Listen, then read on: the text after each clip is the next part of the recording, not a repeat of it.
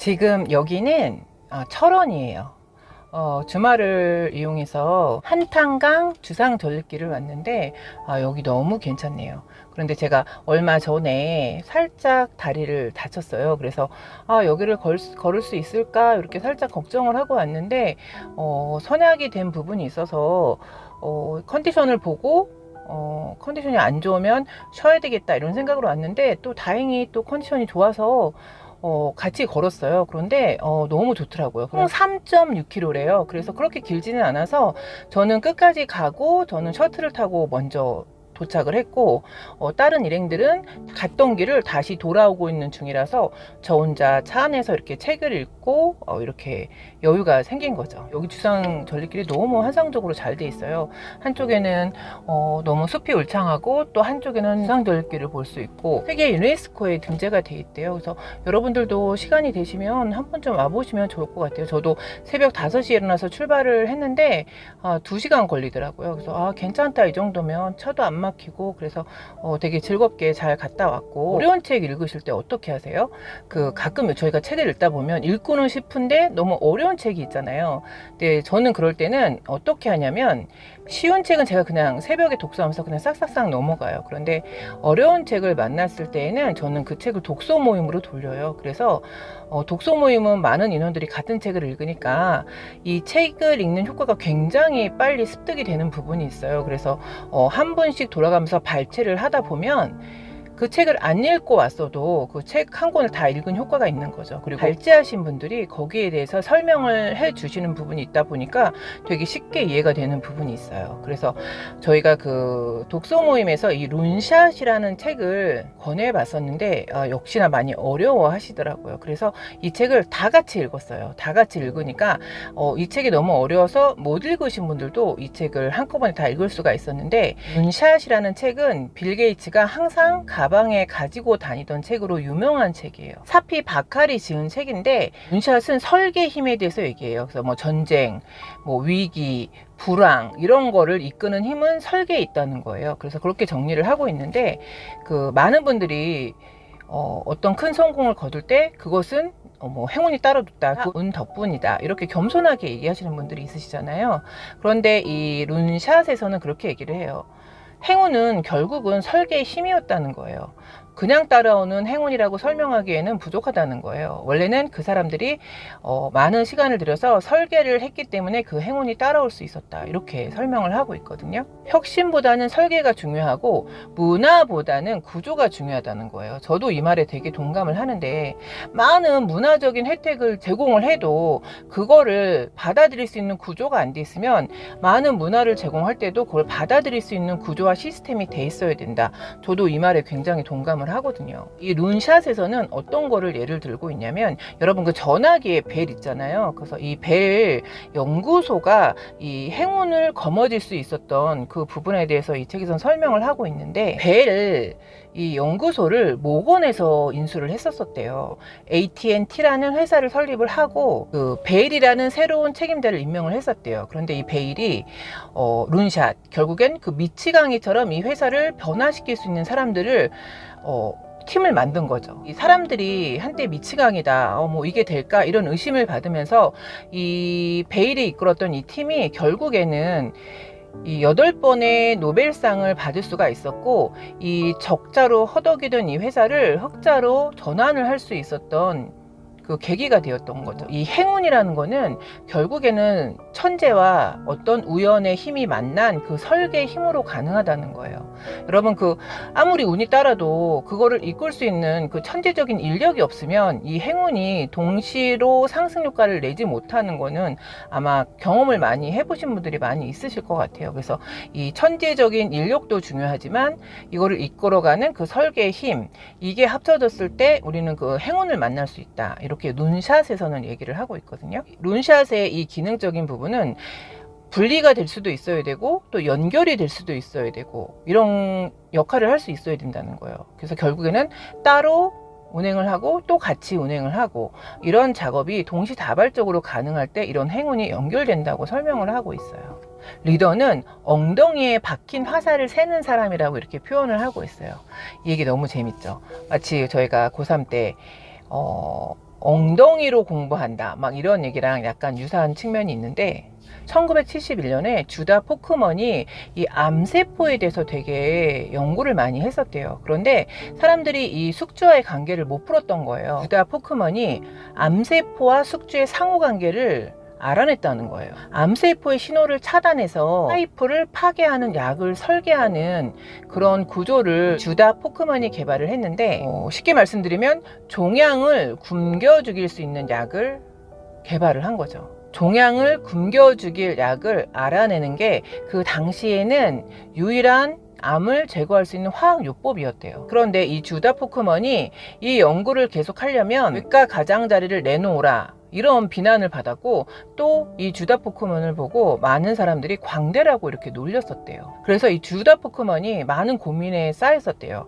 내가 의사를 할 것인지 연구자가 될 것인지. 그런데 이 와이프가 결국에는 이 남편을 지지하고 신뢰하면서 이 주다 포크먼이 의사를 관두고 연구에 몰입을 할 수가 있었대요. 이 아내의 지원을 배우자 활성인자 이렇게 얘기를 하고 있어요. 여러분은 이렇게 주다 포크먼처럼 남편을 절대적으로 지지해 주면서 아내의 절대적인 지지를 받는 이런 관계 가장 이상적인 게 아닌가 저는 또 생각을 하게 되는데 7년 동안 죽음과 화려한 부활을 계속 반복하면서 주다 포크먼의 이 아이디어를 기초로 해서 아바스틴이란 새 약을 개발할 수 있었대요. 근데 사람들이 그때 그랬다는 거예요. 주다 포크먼 박사님이 살아있어서 이 광경을 볼 수 있었으면 얼마나 좋았을까 그렇게 막 생각을 하고 있었대요. 그런데 그 자리에 주다 포크먼 박사님이 있었고 그거를 그냥 침묵으로 미소로 이렇게 지켜보고 있었다는 거예요. 그래서 이 허버트 허워치와 주다 포크먼 박사가 마지막 7년을 이렇게 공동 작업을 했는데 이때를 회상을 하면서 그때가 가장 행복했다 이렇게 얘기를 하곤 했었대요. 그래서 결국엔 이 리더라는 거는 많은 비난과 비아냥 이런 걸 받으면서 그 엉덩이로 버틴 시간 그거를 표현을 화살이라고 표현을 했는데 결국에는 리더의 자리는 그런 자리라고 이렇게 설명을 하고 있어요. 우연한 질문이 비즈니스판을 뒤집는데요. 3살짜리 딸이 그렇게 얘기를 했다는 거예요. 아빠 왜 사진을 찍으면 그 사진 찍은 거를 바로 볼 수가 없어요? 이렇게 질문을 했다는 거예요. 그런데 이 질문 하나가 이 사진에 대한 많은 변화를 일으켰다는 거예요. 여러분은 혹시 이런 경험을 해보신 적이 있을까요? 프로젝트 같은 것을 할 때 누군가가 던진 그 한마디로 그 시스템이나 계획서나 기획서를 바꿀 때가 있잖아요. 그런데 그런 한마디의 한 꼭지점이 정말 그 전체 판에 큰 도움을 줄 때가 있어요. 물론 그 반대로 잘못된 방향 설정으로 인해서 그 판이 흔들릴 수도 있거든요. 그래서 이런 거를 할 때는 정말 나의 맹점을 직시해야 된다는 거예요. 그 맹점을 직시해서 객관적으로 판단할 수 있어야 된다는 거예요. 전에 저희가 그 독서 모임에서 아나바다를 했었어요. 근데 살림을 해보신 분들은 다 아실 거예요. 정말 집에 너무 새 거고 아까운데 쓰지 않는 생필품들이 굉장히 많으시잖아요. 그래서 저희가 독서 모임을 하다가 아이디어를 낸 거예요. 그래서 이거 지금 저희가 이렇게 다 독서 모임 하시는 분들이 이렇게 다 아나바다 하고 있는 거예요. 음식 해온 거 보여드릴게요. 대박. 지금은 그런 문화가 많이 정착이 됐지만 사실 또 저런 면이 있어요. 누가 쓴지 모르는 제품을 그냥 막 사기에도 참 애매한 부분이 있잖아요. 이런 것도 사실 문화적으로 정착이 지금 많이 되고 있잖아요. 이거는 어떻게 보면 리사이클링 부분에서도 자원의 재활용 이런 부분에서도 굉장히 좋은 것 같고 필요하지 않는 물건들은 소지하지 않는 거를 원칙으로 하는 게 결국에는 지구를 살리는 게 아닌가 그런 생각을 할 때도 있는 거죠. 이거는 정원사 같다는 거예요. 그래서 그 무한한 저 너머의 세계를 봐야 된다는 거예요. 여기선 그렇게 얘기를 해요. 예술가와 병사를 구분하라는 거예요. 이 말은 예술가가 병사 일을 할 수가 없는 거고 병사가 예술가 일을 할 수는 없는 거예요. 그런데 많은 분들이 예술가가 병사도 될 수 있고 병사가 예술가도 될 수 있다 이렇게 생각을 하는 하는 거죠. 그런데 사실 현실은 그렇지가 않다는 거죠. 물론 멀티가 가능하면 너무 좋겠지만 그 멀티가 가능하다는 거는 결국에는 전문성이 떨어진다는 얘기예요. 그렇기 때문에 예술가와 병사는 분리를 해야 된다는 거예요. 근데 저도 이 말에 공감을 하는 게 사람마다 달란트가 있고 사람마다 전문화된 영역이 있거든요. 그렇기 때문에 본인이 전문화된 영역에 포지션을 갖는 게 아무래도 조직 운영상에는 더 효율적일 수 있다. 이 측에서는 그렇게 설명을 하고 있어요. 예술가와 병사를 분리할 때 그 동적인 평형을 이루어야 된대요. 그렇기 때문에 예술가는 예술가대로 사랑을 해주고 병사는 병사대로 사랑을 해줘서 동적인 평형을 이루면서 정원사가 돼서 기술을 가르치는 게 아니라 기술 이전에 대해서 경영을 하라는 거예요. 이 얘기는 그 시스템을 만들란 소린 거죠. 서로를 연결해 줄 수 있는 프로젝트를 만드는 게 되게 중요하다는 거예요. 결국엔 시스템적인 사고를 퍼뜨려야 된다는 거예요.